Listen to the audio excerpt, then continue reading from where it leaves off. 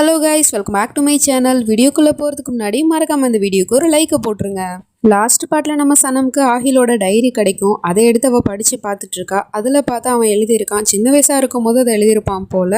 என்னோட அப்பா என் சித்திக்கிட்ட நான் எப்போல்லாம் பேச போகிறேன்னா அப்போல்லாம் அவர் என்னை அடிப்பார். அவங்ககிட்டேருந்து என்னை தள்ளியே இருக்க சொல்லுவார். எப்போ பார்த்தாலும் இந்த மாற்றான் தாய் பிரச்சனை நடந்துக்கிட்டே இருக்கும். அன்றைக்கி ஒரு நாள் இதே மாதிரி தான் என்னோட அப்பா என்னை அடித்தது மட்டும் இல்லாமல் ஒரு ஸ்டோர் ரூமில் வச்சுட்டு என்னை லாக் பண்ணிட்டு போயிட்டாரு.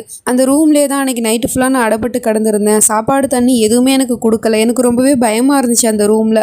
ஒரு நைட்டு ஃபுல்லாக நான் அந்த ரூம்லேயே அடப்பட்டு கிடந்தேன். அதுக்கப்புறம் மறுநாள் காலையில் ஈத் பெருநாள் 7 மணிக்கு தான் வந்து அம்மா என்னை அந்த ரூம்லேருந்து திறந்து விட்டாங்க அப்படிங்கிற மாதிரி சொல்லிட்டு எழுதியிருக்கான். இதை படிக்கும்போது நம்ம சனம்க்கு ரொம்பவே கஷ்டமாக இருக்குது. ஆஹில் இவ்வளோ கஷ்டத்தை அனுபவிச்சிருக்காரா சின்ன வயசில் அப்படிங்கிற மாதிரி யோசிச்சுட்டு இருக்கா. அப்போ தான் ஆஹில்கிட்ட இருந்துமே ஃபோன் வருது. அதை எடுக்கலான்னு போனால் அந்த நீலாம்பரி டக்குன்னு அந்த ஃபோனை எடுத்து கட் பண்ணி விட்டுறா. கையெழுத்து போடு இதில் அப்படின்னு பேப்பரை கொண்டு வந்து நீட்டிகிட்டு இருக்கா. நான் தான் முடியாதுன்னு சொல்லிட்டேன்ல அப்படின்னு சொன்னா. டக்குன்னு அவளை பிடிச்சி தள்ளி விட்டுட்டு, உனக்கு எவ்வளோ தெரியும், என்கிட்டே நீ திமிருத்தனமாக பேசிகிட்டு இருக்கியா அப்படின்னு கேட்டால், இந்த பக்கம் ஆஹிலோ திரும்ப திரும்ப கால் பண்ணிக்கிட்டே இருக்கான். அந்த ஃபோனை கட் பண்ணி தூக்கி போடு அப்படிங்கிற மாதிரி கத்திட்டே இருக்கா. ஃபோன் பண்ணி எடுக்கலை அப்படிங்குமே நம்ம ஆஹில் வந்து மெசேஜ் பண்ண ஆரம்பிச்சிடுறான். சனம், எனக்கு புரியுது, என் மேலே கோவமாக இருக்கா, அதனால தான் நீ ஃபோனை கட் பண்ணுற. ஆனால் நான் உங்ககிட்ட ஒரு முக்கியமான விஷயத்தை பற்றி பேசியே ஆகணும். நீ உடனே கிளம்பி நம்ம வீட்டு பக்கத்தில் இருக்கிற கன்ஸ்ட்ரக்ஷன் ஏரியாவுக்கு வந்துரு அப்படிங்கிற மாதிரி சொல்லிட்டு மெசேஜ் பண்ணியிருக்கான். ஆனால் இந்த பக்கம் இவளோ அவளை பிடிச்சிட்டு டார்ச்சர் பண்ணி கொடுமைப்படுத்திக்கிட்டே இருக்கா. சைனை போடுறியா இல்லையா அப்படின்னு கேட்டால் அவள் முடியாதுன்னு சொல்கிறா. நீ முடியாதுன்னு சொன்னால் உன்னை விட்டுருவானா, எப்படி சைனை வாங்குறதுன்னு எனக்கு தெரியும் அப்படிங்கிற மாதிரி சொல்லிட்டு அவளோட முகத்தில் பிளாஸ்டிக் கவர் அந்த அங்குளும் ஆண்டியும் போட்டு இறுக்கிக்கிட்டு இருக்காங்க. இப்போ நீ கையெழுத்து போட போறியா இல்லை நீ சாக போறியான்னு கேட்டால் அப்பவும் அவள் முடியாதுன்னு சொல்கிறா. போட மாட்டியா, உன்னை என்ன பண்ணுறேன் பாரு அப்படின்னு சொல்லிட்டு இவளோட அந்த நகத்தை வச்சு அவளோட கையில் போட்டு நல்லா அழுத்திக்கிட்டே இருக்கா. அவளுக்கும் பயங்கரமாக வலிக்குது. மூச்சு வேற விட முடியல அந்த பிளாஸ்டிக் கவருக்குள்ளே இருக்கிறதுனால. அதுக்கப்புறம் அவளோட விரலை எடுத்து கைரேகை வைக்கலான்னு ட்ரை பண்ணிட்டு இருக்காங்க. இவ்வளோ காப்பாற்றுங்க காப்பாற்றுங்கன்னு கத்திக்கிட்டே இருக்கா. இந்த பக்கம் நம்ம ஆகிலோ ரொம்ப நேரம் வெயிட் பண்ணியும் சனம் வரல அப்படிங்கவுமே நேராக நம்ம வீட்டுக்கு போய் மற்ற விஷயத்த பேசிக்கலாம் அப்படின்னு சொல்லிட்டு வீட்டுக்கு கிளம்பி வந்துட்டுருக்கான். அதுக்குள்ளே இவங்களோ போட்டு இங்கே இவ்வளோ அவ்வளோ கொடுமைப்படுத்திட்டு இருக்காங்க. கொஞ்சம் விட்டால் கொன்னுடுவாங்க போல், அந்த அளவுக்கு ரொம்ப டார்ச்சர் பண்ணிகிட்டே இருக்காங்க. நம்ம ஆகிலுமே வீட்டுக்கு வந்துடுறான். அது தெரியாமல் இவங்க எல்லாரும் ரூமில் இருந்துக்கிட்டு இவளை போட்டு இப்படி பண்ணிகிட்டு இருக்காங்க. டக்குன்னு அங்கே கதவை வந்து திறக்க போகிற நேரமாக பார்த்து அவனுக்கு அங்கே ஃபோன் கால் வந்துடுது. அடுத்த செகண்டே இவள் உஷாராயிடுறா. ஆஹிலோட ஃபோனு தான் இது. இப்போ அவன் வீட்டுக்கு வந்துட்டானா, இப்போவே இது எல்லாத்தையும் உடனே க்ளீன் பண்ணு அப்படிங்கிற மாதிரி சொல்லிட்டு அந்த 2 அங்கிள் ஆண்டியும் கூப்பிட்டு எல்லாத்தையும் க்ளீன் பண்ணிட்டு இருக்காங்க. அதுக்கப்புறம் சனமை தூக்கிட்டு போயிட்டு பெட்டில் படுக்க வச்சுட்டு இவங்க 3 பேருமே நைஸாக அங்கேருந்து எஸ்கேப் ஆகிடுறாங்க. அது எதுவுமே தெரியாமல் அவன் அந்த பக்கமாக ஃபோன் பேசிகிட்டு இருக்கான். ஃபோன் பேசிட்டு ரூமுக்குள்ளே போனால் அவள் வந்து தூங்கிட்டு இருக்க மாதிரி தெரியுது இவனுக்கு. ஆனால் உண்மையிலே அவன் மயக்கத்தில் தான் இருக்கா. அது தெரியாமல் இவன் பக்கத்தில் போயிட்டு அவள் தலையை கோதி விட போனால் அப்போ தான் அவளுக்கு டக்குன்னு அந்த நீலாம்பரி பண்ண கொடுமையெல்லாம் ஞாபகத்துக்கு வந்துட்டு போகுது. உடனே இவள் வந்து அவள் தான் வந்து பக்கத்தில் இருக்காளோ அப்படிங்கிற மாதிரி பயந்துக்கிட்டு, என்னை தொடாத, என்னை விட்டு போ, இங்கேருந்து போ அப்படின்னு சொல்லிட்டு கத்தி விட்டுறா. இது எல்லாமே தூக்கத்தில் தான் அவள் உளம்புறா. ஆனால் அவன் என்னடானா தன்னை தான் சொல்கிறா போல் அப்படின்னு சொல்லிட்டு அங்கேருந்து எழுந்திரிச்சு போயிடுறான். கஷ்டமாயிடுது அவனுக்கு.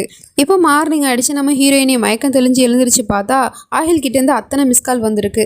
ஆஹில் கிட்டேருந்து இத்தனை மிஸ்கால் வந்திருக்கு, மெசேஜும் வந்திருக்கே அப்படின்னு சொல்லிட்டு அதை ஓப்பன் பண்ணி பார்த்தா அதில் அவன் சொல்லியிருக்கான், நான் அவங்ககிட்ட ஒரு முக்கியமான விஷயத்தை பற்றி பேசணும், இந்த சைட்டுக்கு வந்துரு அப்படின்லாம் சொல்லியிருப்பான். ஸோ அதை பார்த்துட்டு ஆஹில் மெசேஜ் ஃபோன்லாம் பண்ணியிருக்காரு அப்படின்னா நான் அவர் மேலே கோமா இருக்குன்னு நினச்சிக்க போகிறாரு அப்படின்னு சொல்லிட்டு இவ அவசரமாக ஹாலுக்கு போயிட்டு ஆஹில்னு கத்துனா அங்கே மேலேருந்து நீலாம்பரியோ ஆஹில் வீட்டில் இல்லை சனம், அவன் வெளியூருக்கு போயிட்டான் அப்படின்னு சொல்லிட்டு இருக்கா. இவளுக்கும் ஒன்றுமே புரியல. எங்கே போயிருக்காருன்னு கேட்டால் கோஹினூர் ப்ராஜெக்ட் விஷயமா அவன் வெளியே போயிருக்கான். அந்த ஹோட்டலோட வேலையெல்லாம் முடிஞ்சிருச்சு. இன்னைக்கு தான் அதோட திறப்பு விழா, அது சம்மந்தமாக வெளியே போயிருக்கான். அது மட்டும் இல்லாமல் இந்த வீட்டில் யாருமே இல்லை, நீயும் நானும் மட்டும்தான் இருக்கோம். அப்புறம் நீ என்கிட்டேருந்து எப்படி தப்பிக்க போகிற, உன்னை யார் காப்பாற்றுவா, ஆகிலும் இந்த வீட்டில் இல்லை, அப்புறம் உன்னை யார் தான் காப்பாற்றுவா, மரியாதையாக நான் கேட்கும் போதே சைனை போட்டிருந்தேனா நான் அந்தளவுக்கு உங்ககிட்ட ரூடாக நடந்துக்க வேண்டிய அவசியம் இருந்துருக்காது. சரி இப்போவாது நீ சைனை போடுறியான்னு கேட்டால் நான் செத்தாலும் சாவனே தவிர அந்த ப்ராப்பர்ட்டி பேப்பரில் மட்டும் கையெழுத்து போட்டு கொடுக்கவே மாட்டேன் அப்படின்னு சொல்லிட்டு இருக்கா. அப்படின்னா ஒன்றும் பிரச்சனை இல்லை, இன்றைக்கி நைட்டு ஹோட்டல் ப்ராஜெக்ட் விஷயமா வெளியே வந்து தானே ஆகணும், நீயும் பார்ட்டிக்கு வந்து தானே ஆகணும். அப்போ உன் கண்ணு முன்னாடியே நான் ஆகில்கிட்டையும் சைனை வாங்கிட்டு உங்ககிட்டையும் நான் சைனை வாங்குறேனா இல்லையா பாரு அப்படிங்கிற மாதிரி சவால் விட்டுட்டு இருக்கா. இந்த பக்கம் இந்த ரஷ்யாவோ யாருக்கிட்டயோ பேசிகிட்டு இருக்க மாதிரி காட்டுறாங்க. ஒவ்வொரு ட்ரெஸ்ஸை எடுத்து காமிச்சிக்கிட்டு இது நல்லா இருக்கா அது நல்லா இருக்கா அப்படின்னு கேட்டுகிட்டு இருக்கா. அதுக்கப்புறமா தான் தெரியுது அது நம்ம பெரியம்மா அப்படின்னு சொல்லிட்டு. ரொம்ப நாள் கழிச்சு இவங்களை இப்போ தான் காட்டுறாங்க. இங்கே பாரு, நான் உன்னை பேச வைக்கிறதுக்காக எவ்வளோலாம் முயற்சி பண்ணிட்டு இருக்கேன், ஆனால் நீ என்னடானா பேசவே மாட்ற. சரி ஓகே, ஒன்றும் பிரச்சனை இல்லை. இப்போ நான் சொல்ல போகிற விஷயத்த கேட்டால் நீ பேச மட்டும் இல்லை, சந்தோஷத்தில் நீ டான்ஸ் ஆடினாலும் ஆச்சரியப்படுறதுக்குல அப்படிங்கிற மாதிரி சொல்லிட்டு இருக்கா. அந்த அம்மாவும் முழிச்சுக்கிட்டு இருக்குது. அப்படி என்னங்கிற மாதிரி அவளும் சொல்கிறா, நான் ஜோயாவோட 2வது பொண்ணான சகரை கண்டுபிடிச்சிட்டேன், அவள் இப்போ எங்கே இருக்கான்னு எனக்கு தெரியும் அப்படின்னு சொல்லிட்டு இருக்கா. அவங்களுக்கும் ரொம்ப சந்தோஷம். என்ன சொல்கிற நீ அப்படிங்கிற மாதிரி பார்த்துட்டு இருக்காங்க. ஆமாம் தில்ஷாத், உண்மைதான். நான் அவளை பார்த்துட்டேன். அவள் தான் என்னோட கனவை நான் ஜெயிக்கிறதுக்கு எனக்கு உதவி செய்ய போகிறா. அதுவும் ஒருத்தி இல்லை, சனம் சேகர் 2 பேருமே எனக்கு உதவி செய்ய போகிறாளுங்க அப்படிங்கிற மாதிரிலாம் சொல்லிட்டு இருக்கா. இவங்களுக்கும் ஒன்றும் புரியல. அப்படி சேகரையும் சனமையும் வச்சுட்டு இவ என்ன பிளான் போடுறா அப்படிங்கிற மாதிரி யோசிச்சுட்டு இருக்காங்க.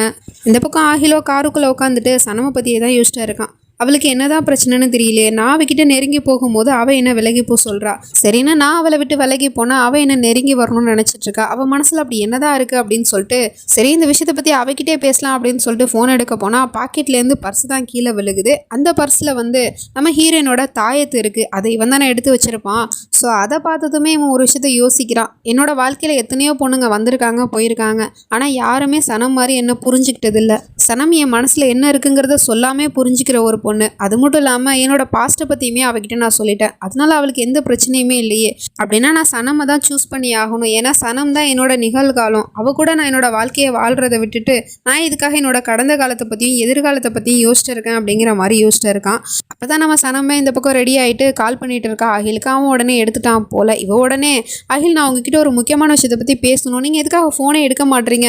அது வந்து உங்கள் அம்மா என்ன பண்ணாங்க தெரியுமா அப்படின்னு சொல்லிட்டு கேட்டால் அந்த பக்கம் பேசுகிறது என்னமோ நீலாம்பரி தான்.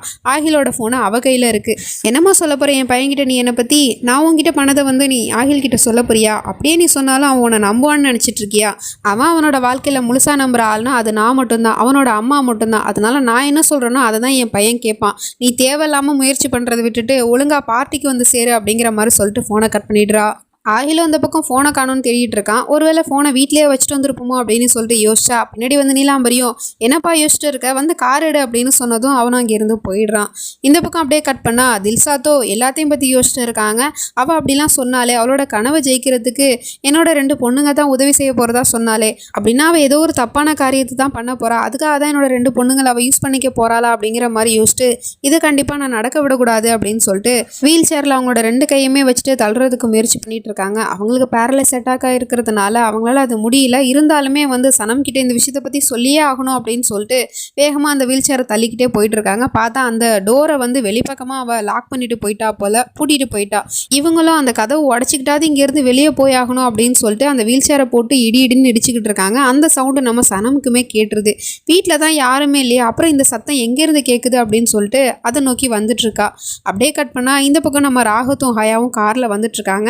இவங்களுமே ஆக்சுவலி அந்த பார்ட்டிக்கு தான் வந்துட்டுருக்காங்க.